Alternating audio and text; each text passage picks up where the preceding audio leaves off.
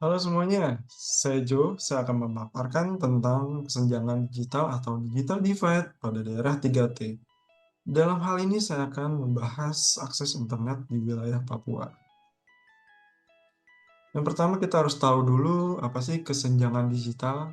Kesenjangan digital adalah kesenjangan atau perbedaan yang signifikan dalam akses, penggunaan, atau penguasaan teknologi informasi dan komunikasi antara individu, kelompok, atau wilayah. Kesenjangan ini dapat terjadi dalam berbagai aspek, termasuk akses terhadap perangkat keras dan perangkat lunak, koneksi internet, keterampilan digital, dan pemanfaatan teknologi dalam kehidupan sehari-hari. Saya akan ambil contoh kasus seperti di wilayah Papua. Menurut laporan Badan Pusat Statistik atau BPS, di Provinsi Papua hanya ada 41,8% siswa atau mahasiswa yang mengakses internet dalam 3 bulan terakhir pada tahun 2021. Artinya lebih dari separuh atau 58,12% pelajar lainnya tidak terhubung ke internet selama periode tersebut. Proporsi siswa atau mahasiswa Papua yang mengakses internet itu paling rendah di skala nasional.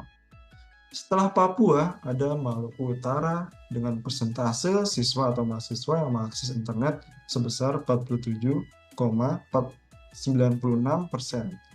Kemudian disusul oleh Aceh dan Nusa Tenggara Timur yang dengan persentase masing-masing 57,66% dan 61,2%. Sementara itu, pelajar dengan akses internet terbanyak ada di DKI Jakarta.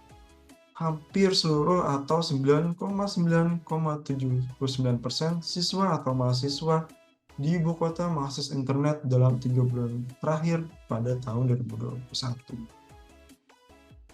Nah, penyebabnya terjadinya kesenjangan digital di Papua.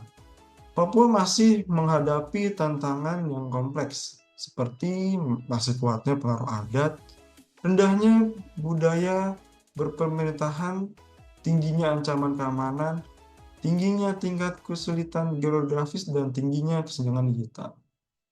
Masalah tersebut bahkan masih ditemukan oleh puluhan tahun Papua menjadi bagian Indonesia. Yang pertama, kita akan membahas tingginya ancaman keamanan. Terdapat 348 kasus kekerasan yang terjadi di Papua selama periode 2010 hingga Maret 2022. Dengan aktor utama itu kelompok kriminal bersenjata KKB dan aparat keamanan TNI Polri. Yang kedua, rendahnya budaya pemerintahan Papua dipengaruhi realitas sosial yang kompleks, seperti rendahnya kapasitas dan komitmen pelayanan publik, lemahnya pengawasan anggaran, kesenjangan pembangunan, dan serta sikap apatis masyarakat. Lalu yang terakhir, tingginya tantangan geografis. Tentu cakupan wilayah Papua yang luas dan kondisi geografis yang ekstrim menjadi salah satu tantangan mewujudkan pelayanan publik berkualitas. Oleh sebab itu, bagaimana sih literasi media digital pada masyarakat di daerah 3T? Masyarakat memang literat terhadap media televisi. Bahkan televisi telah menjadi media utama bagi masyarakat yang berada di wilayah perbatasan Papua.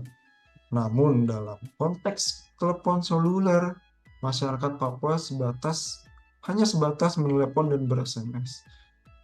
Sementara untuk internet dan radio merupakan media yang paling sedikit dan jarang dimanfaatkan masyarakat karena infrastruktur jaringan internet yang belum memadai dan tidak memiliki media radio untuk dimanfaatkan sebagai media informasi dan hiburan. Tentu ada langkah yang dilakukan oleh pemerintah atau stakeholder terkait. Kehadiran backbone Palapa Timur di Papua memberikan dampak positif bagi daerah terdepan, terluar, dan tertinggal atau 3T. Hal ini terutama terasa di daerah-daerah pedalaman yang sebelumnya belum dijangkau oleh jaringan telekomunikasi.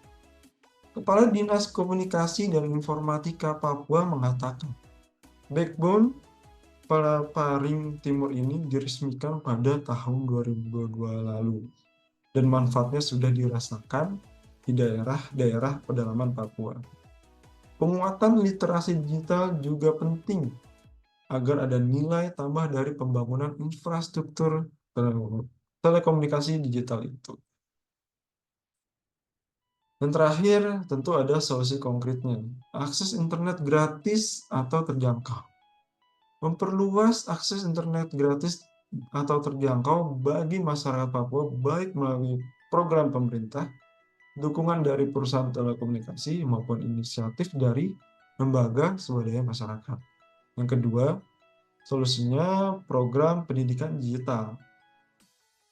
Melaksanakan program pelatihan dan pendidikan digital yang inklusif, termasuk pelatihan penggunaan komputer, internet, dan teknologi informasi kepada masyarakat Papua, baik yang di sekolah maupun melalui program pelatihan khusus. Dan yang terakhir adalah penguatan ekosistem startup dan kewirausahaan digital. Mendorong perkembangan ekosistem startup dan kewirausahaan digital di Papua dengan memberikan dukungan finansial, pelatihan, dan infrastruktur bagi para pengusaha lokal. Oke, itu saja yang bisa saya sampaikan mengenai tentang digital divide atau kesenjangan digital pada daerah 3T. Semoga seiring berjalannya waktu, wilayah Papua akan berkembang dengan literasi digitalnya. Terima kasih. Assalamualaikum warahmatullahi wabarakatuh.